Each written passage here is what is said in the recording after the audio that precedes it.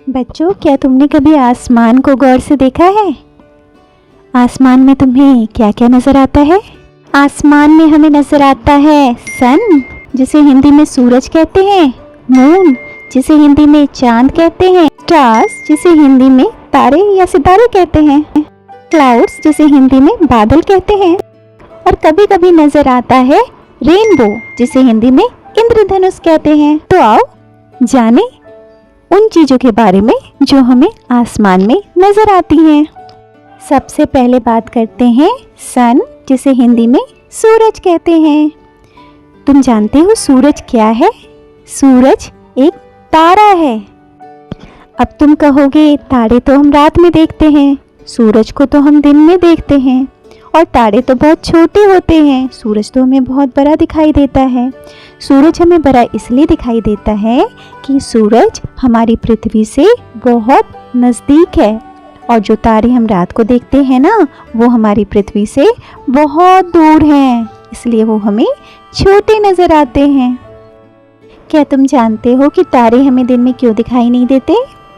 तारे दिन में इसलिए दिखाई नहीं देते क्योंकि वे हमारी पृथ्वी से बहुत दूर हैं, और सूरज हमारी पृथ्वी से नज़दीक है। सूरज से आने वाला प्रकाश पृथ्वी पर जल्दी पहुंच जाता है, और तारों से आने वाला प्रकाश पृथ्वी पर जल्दी नहीं पहुंच पाता, इसलिए तारे हमें दिन में दिखाई नहीं देते। सूरज हमारी गैलेक्सी का सबसे बड़ा तारा है, जो पूरी तरह से आग का बना है। पृथ्वी से सूरज हमें पीले रंग के आग के गोले के समान दिखाई देता है। लेकिन दोस्तों, कभी भी हमें सूरज को खुली आंखों से नहीं देखना चाहिए, इससे आंखें खराब हो सकती हैं। सूरज के प्रकाश से हमें विटामिन डी मिलता है। विटामिन डी से हमारी हड्डियां मजबूत होती हैं। सूरज के प्रकाश के कारण पृथ्वी पर पेड़ पौधे अपना खाना बना पाते हैं। क्या तुम जानते हो दिन और रात भी सूरज के कारण ही होते हैं? सूरज अपनी जगह पर स्थिर है, लेकिन हमारी पृथ्वी सूरज के चारों ओर घूम रही है। हमारी पृथ्वी सूरज का एक चक्कर 1 साल में लगाती है। पृथ्वी अपनी धुरी पर भी घूम रही है। अपनी धुरी पर घूमने में पृथ्वी को 24 घंटे लगते हैं। इन 24 घंटे में जो हिस्सा सूरज की तरफ होता है वहाँ दिन होती है, और जो हिस्सा सूरज से दूर होता है वहाँ रात हो जाती है। आओ अब जानें कि चंदा मामा या मून क्या है। लेकिन उससे पहले यह जान लेना ज़रूरी है कि सैटेलाइट क्या होती है। सैटेलाइट, जिसे हिंदी में हम उपग्रह भी कहते हैं, एक ऐसी चीज़ या मशीन है जो किसी ग्रह या तारे की परिक्रमा करता है, यानी कि उसके चारों ओर घूमता है। मून या चंदा मामा धरती का प्राकृतिक सैटेलाइट है, यानी कि नेचुरल सैटेलाइट है। कुछ सैटेलाइट हम इंसानों द्वारा भी बनाए जाते हैं, उन्हें हम मैन मेड सैटेलाइट कहते हैं। क्या तुम जानते हो कि चंदा मामा जो रात को हमें चमकते हुए नज़र आते हैं, उनकी अपनी कोई रोशनी नहीं होती। चांद खुद नहीं चमकता, बल्कि सूरज की रोशनी चांद पर गिरने से चांद चमकता हुआ दिखाई देता है, इसलिए चांद दिन में नहीं दिखाई देता।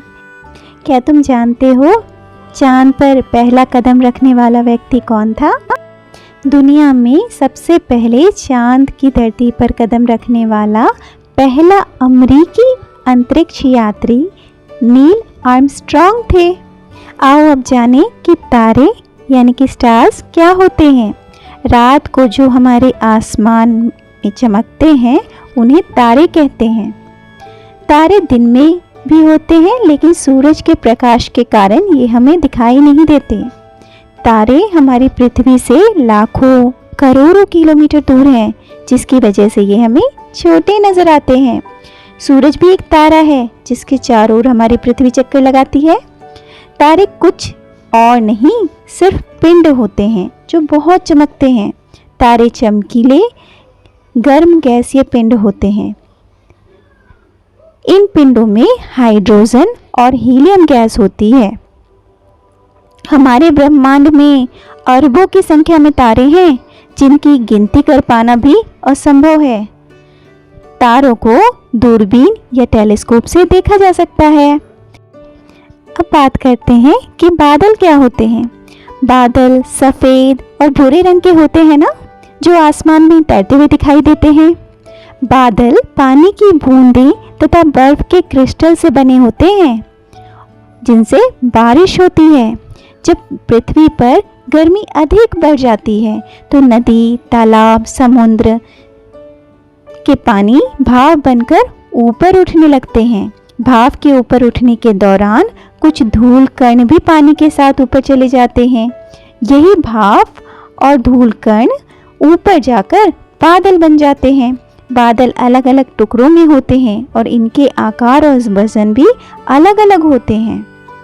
सफ़ेद बादल में पानी की मात्रा कम होती है, जिसके कारण इन पर सूर्य की किरण पड़ने से ये सफ़ेद दिखाई देते हैं। भूरे रंग के बादल में पानी की मात्रा ज़्यादा होती है, इसलिए इसमें से अधिक वर्षा होती है। भूरे बादलों के लगने से हमारे चारों ओर हल्का अंधेरा हो जाता है, क्योंकि सूरज की किरणें इन बादलों को पार नहीं कर पाती। जब दो अधिक वर्षा वाले बादल आपस में किसी पहाड़ से टकराते हैं तो वर्षा बहुत तेज होती है। इसे बादल फटना कहा जाता है। दोस्तों, क्या तुमने कभी बारिश के बाद आसमान में 7 रंगों की एक आकृति देखी है? इस आकृति को इंद्रधनुष या रेनबो कहते हैं। यह सुंदर आकृति जो कि कुछ समय की ही रहती है, रेनबो कहलाती है। रेनबो में 7 रंग होते हैं। वो रंग हैं बैंगनी, इंडिगो, नीला, हरा, पीला, नारंगी और लाल, यानी कि violet, indigo, blue, green, yellow, orange और रेड।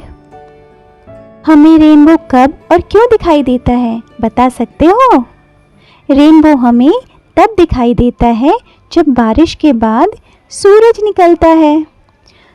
जब सूरज बारिश के बूंदों से टकराता है तो सूरज की रोशनी 7 रंगों में फैल जाती है। और ये जो 7 रंग रेनबो में हमें नज़र आते हैं, ये वही 7 रंग होते हैं।